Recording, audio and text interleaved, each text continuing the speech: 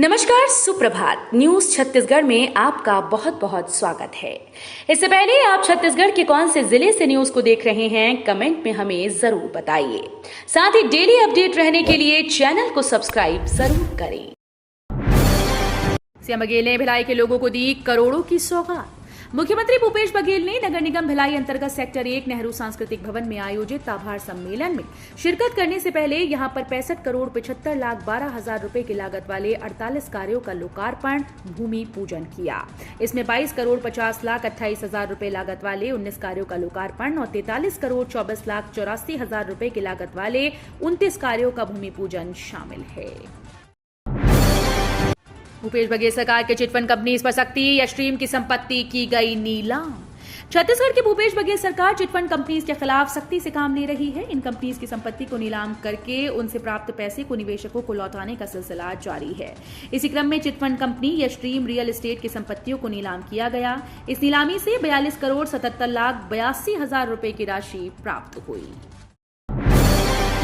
CM Baghel ने दी भिलाई के खेल प्रेमियों को बड़ी सौगात।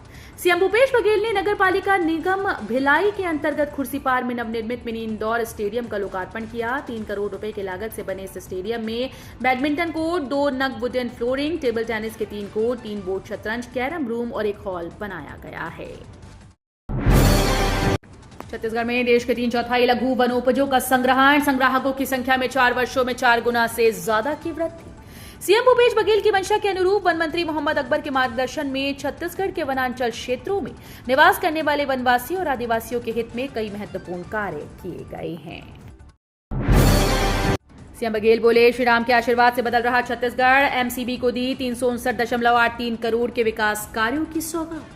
सीतामढ़ी हरचौका में श्रीराम वनगमन पर्यटन परिपथ व विकास कार्यों के लोकार्पण मौके पर मुख्यमंत्री भूपेश बघेल ने कहा कि भगवान श्रीराम के आशीर्वाद से छत्तीसगढ़ में तेजी से बदलाव देखने को मिल रहा है। श्रीराम वनगमन पर्यटन परिपथ हमारी आस्था का केंद्र है। भाजपा कांग्रेस की अचकेलेस, दावेदारों की बढ़ी धड़कन। विधानसभा चुनाव में कांग्रेस और भाजपा के टिकट की टिक टिक अटक गई है। दोनों दलों के नेताओं ने दावा किया था कि सितंबर के पहले सप्ताह तक कांग्रेस की पहली और भाजपा की दूसरी सूची आ जाएगी, लेकिन कांग्रेस में अब तक मंथन का दौर ही चल रहा है। छत्तीसगढ़ में चुनाव से पहले गरमाया धर्मांतरण का मुद्दा। असम के मुख्यमंत्री हेमंत बिस्व शर्मा ने छत्तीसगढ़ सरकार पर गंभीर आरोप लगाए। भारतीय जनता पार्टी के नेता और सीएम शर्मा ने राज्य में धर्मांतरण के मुद्दे पर प्रतिक्रिया दी। सीएम ने कहा कि छत्तीसगढ़ में खुलेआम धर्मांतरण हो रहा है। एटीएम से कैश निकालने सिस्टम बदला, बिना ओटीपी के सीधे निकाल सकते हैं 10,000। बैंकों द्वारा आम उपभोक्ताओं को एक बड़ी राहत दी गई। अब उपभोक्ताओं को 10,000 रुपए निकालने के लिए ओटीपी की आवश्यकता नहीं होगी। एसबीआई, यूनियन बैंक सहित कई बैंकों ने ये सिस्टम शुरू किया है।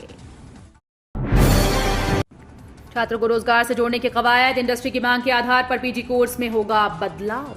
नई शिक्षा नीति के तहत पंडित रविशंकर शुक्ल विश्वविद्यालय अपने पीजी कोर्स में बदलाव करने की तैयारी में जुटा है। इसके तहत एमए, एमएससी, एमकॉम के पाठ्यक्रम में 50% नया कंटेंट जोड़े जाएंगे। छात्रों को रोजगार से जोड़ने और इंडस्ट्री की मांग के आधार पर पाठ्यक्रम तैयार किया जा रहा है। रायगढ़ में सबसे बड़े बैंक रॉबरी का खुलासा। छत्तीसगढ़ के रायगढ़ जिले में बैंक रॉबरी के केस में रायगढ़ पुलिस को बड़ी सफलता मिल गई। बैंक से लूटी गई रकम को रायगढ़ पुलिस ने रिकवर किया। इसके अलावा रायगढ़ पुलिस ने आरोपियों को भी गिरफ्तार किया है। सरगुजा में शासकीय कार्यक्रमों में कांग्रेस नेताओं को नहीं मिल रहा सम्मान। छत्तीसगढ़ के सरगुजा जिले में सत्ता पक्ष ने नेता और प्रशासन के बीच इन दिनों कुछ ठीक नहीं चल रहा। हालात इस कदर बिगड़ गए कि अब अंबिकापुर के विधायक व डिप्टी सीएम टीएस सिंहदेव ने सरगुजा जिला प्रशासन की कार्यप्रणाली पर सवाल उठाते हुए नाराजगी जाहिर की है। सीजीपीएससी में चयन को लेकर याचिका, प्रकरण की जांच कर कोर्ट में जवाब पेश करेगी राज्य सरकार। छत्तीसगढ़ लोक सेवा आयोग में 18 नियुक्तियों को लेकर उठे सवाल पर राज्य सरकार ने बयान जारी किया। राज्य सरकार ने कहा कि शासन इस प्रकरण की जांच स्वयं करेगी। जांच के बाद हाईकोर्ट के समक्ष जवाब पेश करेंगे। साथ ही जिन व्यक्तियों पर आरोप लगा है उनकी नियुक्ति नहीं हुई है, उसको आगे अंतिम रूप नहीं दिया जाएगा। अंबिकापुर में स्वास्थ्य सुविधाएं बदहाल, अस्पताल में जूनियर डॉक्टर्स के भरोसे गंभीर मरीज। सरगुजा जिले के अंबिकापुर में स्थित मेडिकल कॉलेज अस्पताल के आपातकालीन विभाग में न तो विभाग के अध्यक्ष बैठ रहे हैं और न ही सीनियर डॉक्टर।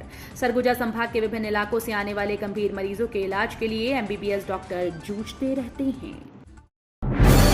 छत्तीसगढ़ में पुलिस के साथ मुठभेड़ में 2 महिला नक्सली ढेर। छत्तीसगढ़ के दंतेवाड़ा जिले से 2 महिला नक्सलियों की मौत की खबर सामने आ रही है। दंतेवाड़ा जिले में बुधवार को सुरक्षा कर्मियों के साथ मुठभेड़ में 2 महिला नक्सलियों की मौत हो गई। पुलिस ने ये जानकारी दी है। छत्तीसगढ़ में फिर लौटा मानसून, गरज चमक के साथ अनेक स्थानों पर बारिश के आसार।